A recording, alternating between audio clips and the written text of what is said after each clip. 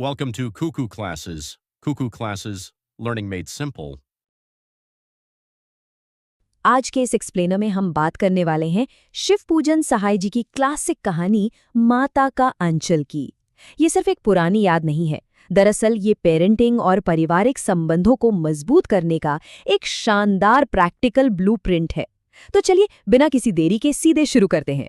20वीं सदी के शुरुआती दौर के ग्रामीण भारत की तस्वीर देखकर शायद थोड़ी नॉस्टैल्जिया महसूस हो, लेकिन सच तो ये है कि उस समय माँ और बच्चे के अटूट बंधन को बनाने वाले जो डेली रिचुअल्स थे, उनके पीछे का आधार बिल्कुल टाइमलेस है। ये आज के मॉडर्न पेरेंट्स और केयरगिवर्स के लिए भी 100% कारगर और एप्लीकेबल हैं। कहानी के मुख्य पात्र तर्केश्वर नाथ को देखिए। उनके पिता उन्हें प्यार से भोलानाथ कहकर पुकारते थे। अब किसी को एक प्यारा सा निकनेम देना सुनने में बहुत ही आम सी बात लगती है ना? लेकिन दरअसल यही छोटी छोटी बातें बच्चे के मन में गहरे स्नेह और सुरक्षा की एक बहुत मजबूत बुनियाद रखती हैं। तो इस ब्लूप्रिंट को ठीक से समझने के लिए हम 4 मुख्य एक्शनेबल स्टेप्स पर ध्यान देंगे। पहला, शेयर्ड मॉर्निंग रूटीन्स। दूसरा, नर्चरिंग थ्रू मील्स। तीसरा, फादरली प्ले गाइडेंस। और चौथा, कल्टिवेटिंग इंडिपेंडेंट प्ले। आइए इन्हें देखते हैं। Step 1, shared morning routines. दिन की एक बेहतरीन और पॉजिटिव शुरुआत। दिन की शुरुआत कैसे होती है, ये बच्चे के इमोशनल टोन को सेट करता है। कहानी में पिता की सुबह की दिनचर्या में बच्चे को बिल्कुल सीमलेसली शामिल किया गया था। एक साथ जागना, नहाना और फिर सबसे दिलचस्प हिस्सा, पूजा के समय पिता का खेल खेल में बच्चे के माथे पर भस्म का त्रिकपुंड यानी चौड़ा तिलक लगाना। इससे बच्चा खुद को बम भोला समझकर खुशी से झूम उठता था। ये डेली ग्रूमिंग और स्पिरिचुअलिटी का एक बहुत ही मजेदार कॉम्बिनेशन है। और फिर इस शेयर्ड रूटीन का फ्लो देखिए, ये बिल्कुल प्रकृति के साथ जुड़ जाता है। पिता राम नाम लिखी पर्चियों को आटे की गोलियों में लपेटते, बच्चे को अपने कंधे पर बिठाते और गंगा जी की ओर चल पड़ते। मछलियों को चारा खिलाने का ये एक सिंपल सा चौर दरअसल एक जादुई और शेयर्ड एक्सपीरियंस बन जाता था। एक ऐसी एक्टिविटी जिसमें रोजाना के काम और डीप बॉन्डिंग दोनों शामिल हैं। Step 2, nurturing through meals. खाने के वक्त का इमोशनल जुड़ाव। यहाँ फीडिंग के 2 अलग तरीकों का एक बहुत ही मजेदार कॉन्ट्रास्ट देखने को मिलता है। एक तरफ पिता का तरीका है, बहुत ही सीधा और स्ट्रेट फॉरवर्ड, बस कटोरी में खाना मिलाया और खिला दिया। लेकिन माँ का तरीका, वो पूरी तरह से इमेजिनेशन और कहानियों पर आधारित है। क्योंकि आखिरकार बच्चों को खाना खिलाना किसी जंग जीतने से कम नहीं होता। माँ की ये एक्शनेबल टेक्निक सच में लाजवाब है। वो दही और चावल के छोटे छोटे निवाले बनाती हैं और उन्हें तोता, मैना, कबूतर, हंस और मोर का नाम दे देती हैं। फिर कहती हैं, जल्दी खा लो नहीं तो ये उड़ जाएंगे। एक आम से भोजन को इस तरह से एक मजेदार कहानी में बदल देना बच्चे का ध्यान पूरी तरह से खेल में लगा देता है और खाना आसानी से खत्म हो जाता है। Step 3, fatherly play guidance. खेल कूद में पिता का सही मार्गदर्शन। बच्चे के फिजिकल और इमोशनल कॉन्फिडेंस को बढ़ाने के लिए फिजिकल और अनस्ट्रक्चर्ड प्ले बहुत जरूरी है।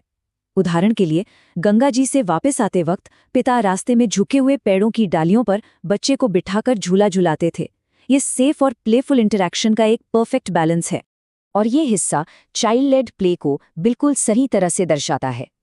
कुश्ती के खेल में पिता जानबूझकर कमजोर पड़ जाते थे, शिथिल हो जाते थे, ताकि बच्चा अपनी ताकत दिखाकर उन्हें हरा सके।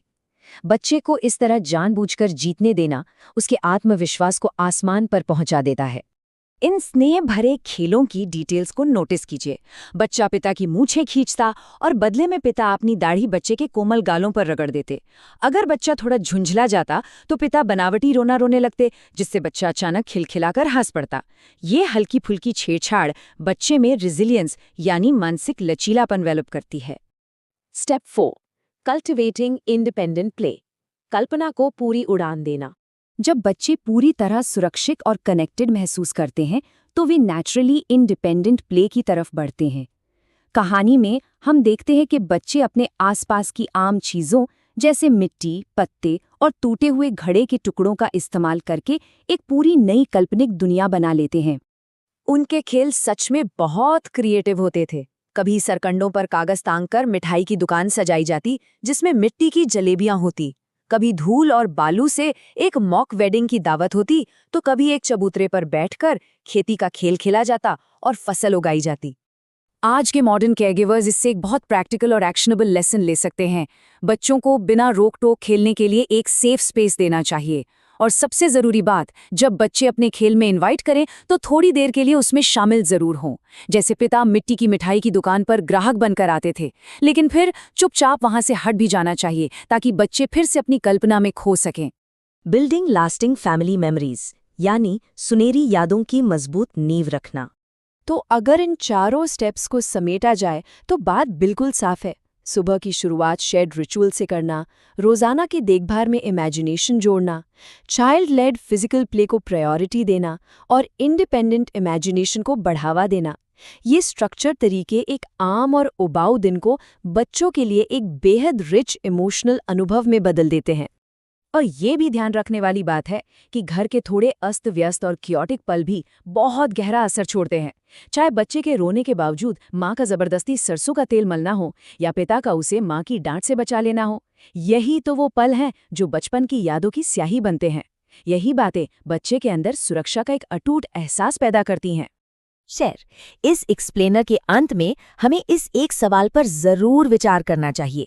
ऐसा कौन सा रोजमर्रा का काम है जिसे आज एक जादुई और हमेशा याद रहने वाले पल में बदला जा सकता है? क्योंकि दरअसल हर छोरे, चाहे वो कितना ही आम क्यों ना हो, डीप और प्लेफुल कनेक्शन बनाने का एक सुनहरा मौका होता है। आज के इस विश्लेषण में बस इतना ही। इन अनमोल पलों को जीते रहिए।